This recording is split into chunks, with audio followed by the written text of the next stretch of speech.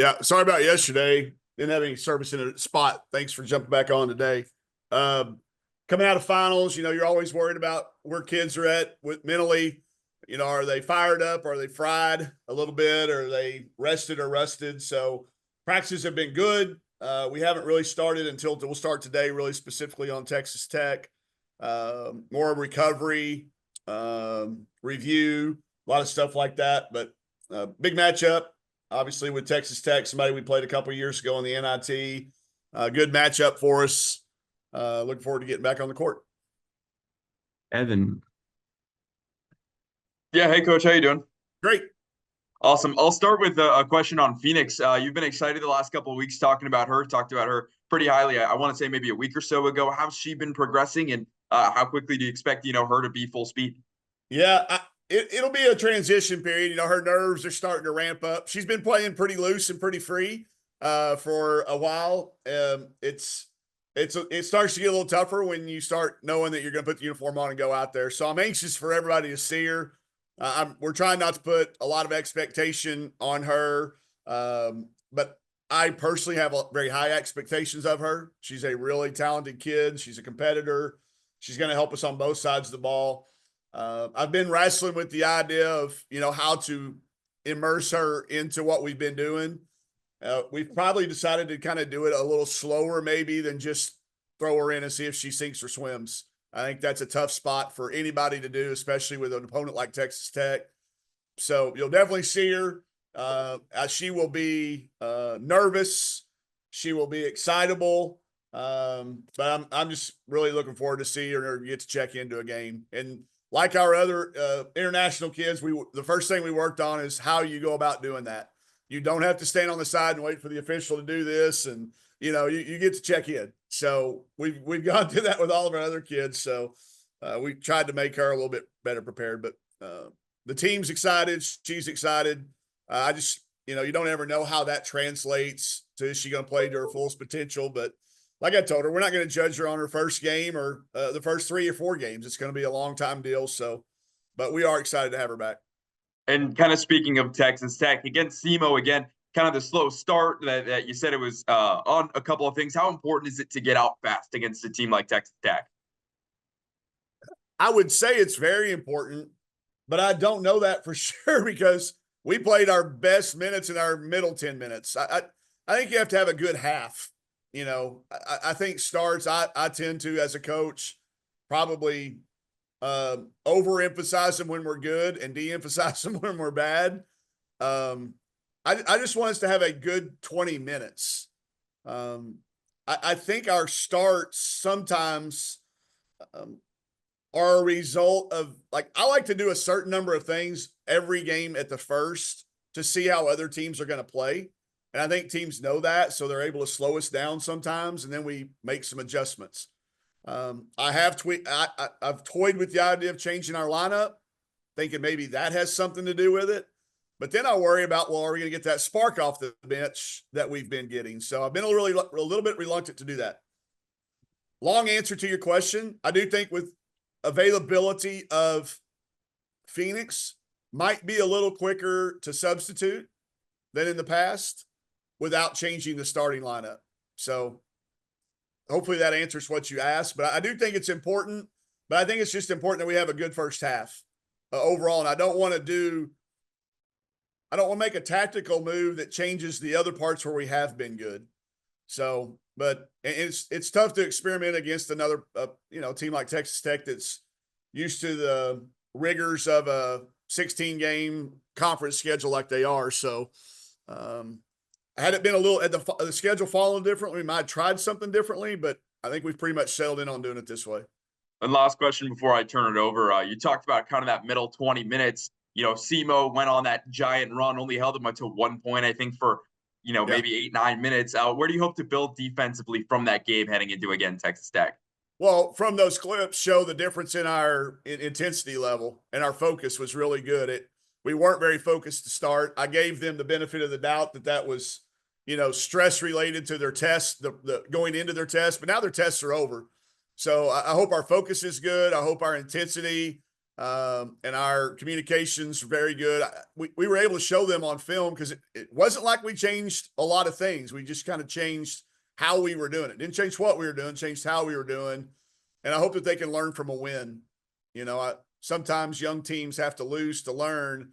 And I hope that we're able to take that run and say, this is who we have the capability of being if we do stay focused and play with that intensity that we played in that run. I've never been a part of one like that, but it was very noticeable. It got our bench excited. It got our our loyal fans that are there that have seen us, got them excited. And I think our kids had some positive film moments. I just hope we can learn from a win and not have to lose to learn. Awesome. Thanks, Coach. You got it. Robin. Hi, Coach. Love your Hi, Robin. Christmas decor. Izzy has been doing really well recently. What are you seeing from her as a coach, or what are you seeing from her in the locker room? Yeah, it's hard to give leadership duties to somebody that's not been here the longest. A lot of years growing up, it was always seniors were captains because they had been there the longest. That I did learn from having Coach Kelsey Plum and a few others that, how many credit hours they have in the classroom doesn't necessarily translate to how many credit hours they have on the basketball court. But she came in immediately, earned the right, earned the respect to be able to do it. And it's a big task to ask for somebody that's new, but she's done it remarkably well. She does things in a manner that basically you can't question it. You just can't. You can't say, well, Izzy gets to, because no, you can't. She goes about, takes care of her business. She accepts responsibility. She's the first one to admit a mistake, take responsibility, and I think that's been contagious. So not only what she's done on the floor, but what she does in our huddles and our timeouts, helping. And she, along with Jenna, have done a lot of things in organizing events with our kids and things to do with our kids. She's really exceeded my expectations of what a player like that could possibly do off the floor. It's been kind of fun to see. And with all the talk about how things are in the portal these days, it's kind of nice to see a kid come in that wants to be a Razorback, has always wanted to be a Razorback, and she's making the most of every minute of it. And I know you mentioned you guys are just now getting into talking about Texas Tech with the team, but what have you been seeing from them just from what you've noticed so far? Yeah, they're multi-offense and multi-defense. They're going to really steal our practice time. We've this week, getting ready for a press, they run inbounds play defense that we're having to specially prepare for. That a few teams are starting to do it. We've seen it a few times, but they've adopted the theory on the inbounds play, on the inbounds underneath the basket, but that steals 15 minutes of our practice time. They're going to press this man. They're going to press this zone. They're going to trap. They're going to not trap. They're going to guard ball screens multiple ways. And that's just on the defensive side before you've ever even talked about anything offensive. So they're multifaceted. They can play. They can really change their lineups with their personnel on how they go about playing. So I'm glad we've had some time to prepare for them. I would not want to play them on a 1 or 2 day prep. So I'm glad that we have we haven't told our kids we've been working on them, but we've been working on them. Does that make, like, we do everything on the same preparation in 2 days, but we've been working on some things that they do because we needed the extra time. But they can change. 1 or 2 substitution can completely change the way they attack offensively and defensively. So we're having to be prepared for a lot of scenarios. I am glad we're playing them later in the year so that we can draw back on some previous games that we've played and say, remember when we played Oklahoma State? This lineup's going to remind you of that. This lineup's going to remind you more of Bowling Green. This lineup's going to remind you more of Oral Roberts. So that's how we've kind of attacked it. They play 9 or 10 kids almost every game, so there is a lot of personnel to cover that does change those tactics. So they're definitely dangerous. They've got 9 wins. You don't win 9 games, by this early in the season without having a good team. And I know their expectations for the season are real high. So fun matchup. It's what we look for when we schedule this one. It's a home and home. We'll return there next year. I think it's a good little regional matchup with another power conference. Thank you. You're welcome. Ethan? Yeah, Mike, they return their top two scorers, Shaven and Malpin. Just when you look at those two, what makes them a tough guard? Well, they're experienced. They've been around. They've been in a lot of big games. They're type of kids you can't just guard one way. Like if we just say, "Hey, this is how we're going to guard them," and we don't make any adjustments along the way, they're going to figure it out. Like they're going to adapt as well to what we're doing. We call it make them wrong. They both got that ability. Shavers just got a green light. She's looking to be very aggressive on every touch. But if you overplay her, she's certainly willing passer. They play well off of each other, and they can really spread the floor. That gives, Snogo. We played against Marin a number of times when she was at Florida. She stretches that floor on you too. So, I think in general, the thing that when you look at Texas Tech is they can be explosive. They might go through a drought here or there, but you can't relax thinking that's what you're going to get the whole game because they can flip the switch pretty quick and really score in bunches. And they're going to come in coming off a loss, which I know, that can go one of two ways for a team. What did you see, if you have time to really dissect the SMU film, that SMU did well against them to kind of slow them down? The first thing that jumped off the page at me was SMU didn't really have many live ball turnovers. Texas Tech thrives off that. I think they were getting 20 to 25 points a game off of live ball turnovers. We call them touchdowns, turnovers for touchdowns, or fight song turnovers where the band plays a song at the end of it. So we got to avoid those. I felt like SMU was able to do that. And then SMU just really dominated the glass. And that's really not something that's in our toolbox. We don't typically dominate anybody on the glass. So, I kind of dismissed that one. We're going to try real hard, and then we're going to try to do that. But I don't think you look at them and go, it's just a team we're going to dominate on the glass. So we can focus on that turnover piece. Not only not have live ball turnovers, but let's score off of them. Seeing Keats make some shots the other night was good because a lot of times she's on the back end of that press offense. She can loosen them up a little bit with that. Vera's been playing well. Danny being back is a huge piece for us that I think was very noticeable in our last couple of games, having her back after missing her. So I think we'll have to play that way, not turn it over for touchdowns and then make them pay for using their pressure when they do. Finish off possessions with buckets. Then that slows them down offensively too, because they can take it out of the net. So I think those three things right there, Ethan, kind of work together. But again, we are going to point out the what SMU did to them on the boards and challenge our kids. I'm not sitting there saying we're going to out rebound them 52 to 28, something like that. But hey, let's be in the conversation. Let's not let rebounding beat us. And then how do you feel like from day one to now, your team has progressed defensively? Some areas you've seen some improvement, maybe some areas you're still waiting to see some improvement. Yeah, we're not good enough at any of it yet, but like our communication has gotten a lot better. We knew there was going to be some barriers in that area. So we've had to simplify and you've had to coach. And defense just takes a lot longer.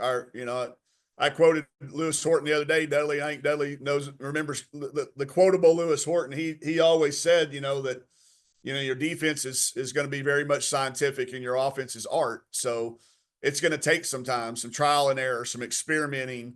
And I think we've done that. We've settled in. We've been able to play man and zone effectively back and forth with each other. Whereas for a while we were good in one and not good in the other. I think we're starting to kind of close the gap between the two, which now allows us to have a fastball and a changeup in a game. We're not just a one-pitch pitcher for baseball fans, but our communication has been the key to all of it. Understanding each other literally, our language barriers, and then also just the communication. Kids tend to be quiet when they don't know. Like if they don't know what to say, they tend to not say anything.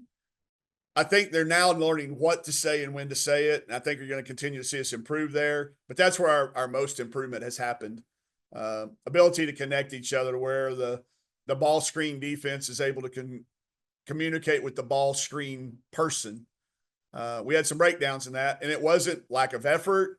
It wasn't lack of focus. It wasn't lack of intensity. It was just we were on different pages because of either we were saying the wrong thing or not saying anything at all. Dudley. Coach Broyles obviously made a tremendous decision moving Arkansas from the Southwest Conference to the Southeastern Conference. But you and I had our formative years growing up, watching the Southwest Conference. Do you get any special feelings when you play a Southwest Conference team these days? Yeah, I do. I can't really impart that to our team and even some people that are around our program that weren't around here in those times. But yeah, personally, yeah, I pulled out my Texas Tech glaze. You know those glazed glasses that we all had from all. I pulled my Texas Tech one out the other day just to kind of put it out front and center. Those were one of my collectibles that I really cherish having. Those were fun days, and the matchups. I remember a number of basketball matchups. The football matchups, I know I never went to Lubbock for a game. That's one place in the SEC now, not the SEC, but the Southwest Conference that I never saw a game at. But I remember the basketball games well. So yeah, I feel it. I try to tell a few people around me, but I don't spend much time trying to explain it to our players. They don't even remember 2 years ago, much less 25. But yeah, you're right. The mood was brilliant. But I do miss the Southwest Conference logo, everything that was about it. It was kind of cool because it bound us together. We were the only non-Texas school in the whole league, and it just kind of bound us all together when we were playing league games. I remember the last time I went to Texas Tech, they had a quarterback, new quarterback. I thought, he might be something. Turned out to be Patrick Mahomes. Yeah, not bad. Yeah, not bad. He one of those guys that you didn't necessarily. If you could have bought stock in him, then you'd be a billionaire. Yeah. Appreciate it. Yes, sir. Brett, you got anything? Yeah, Mike, I want to ask you about their press. I mean, you probably could see that for 40 minutes. Do you have a sense whether they press just to speed you up or turn over, or do you think you might see something at some point like what ORU did? I felt like you would see more of that with teams really trying to keep Izzy away from handling the ball, the press, and leaving somebody open, but you haven't seen a ton of that since. Yeah, I think they do it because they've got a deep bench. They want to play a lot of short minutes. I think they're trying to play a lot of players. I think she likes that pace. I know it's attractive to, recruits that are coming down the pipe. They're involved with some kids that I think want to play that style. So I think that's part of it. It does give you some way that you have to prepare. It forces us, like I was saying, to prepare a little bit less on our offense. It steals other people's practice times when you play that. There's a growing number of teams that are playing that style. And I think looking at our roster, we're going to play 9 teams that are kind of playing that way now. And that's way more than any time in the past. So I think it is an emerging philosophy. I think with Phoenix's becoming eligible, they're not going to have any film on her unless they go pull up some FIBA basketball from this summer. And they will. I mean, that's what people do. They'll have some, but they won't have any recent film on her. She gives us another ball handler that she will be our fastest player with the ball. It's not even close. So if they do choose to do that and we play those kids together, now you've got Izzy at the finishing end of some of that stuff, Brett. That's a little different. It's a little harder sometimes to guard the kid that's getting the ball, not the kid with the ball. So I know Izzy has been excited to have Phoenix be able to play in games. We've played a lot in practice together, but she is our fastest player with the ball. She makes good decisions with it in practice. I'm anxious to see how that translates to games. She'll make some early mistakes because of the speed of the game, but she'll also make some plays that help. So I hope they do. We like it when teams press us. It gets the tempo going the way we'd like to play. We've been better at handling and managing the ball and valuing the ball. So I kind of hope they do play that style rather than just kind of set back in the half court. So you got a rim protector.